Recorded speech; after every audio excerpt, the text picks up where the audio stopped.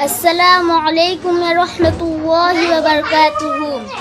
أعوذ بالله من الشيطان الرجيم.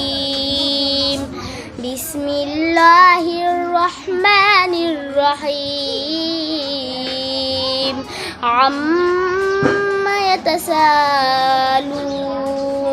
عن النبأ العظيم الذي هم فيه مختلفون. كلا سيعلمون ثم كلا سيعلمون.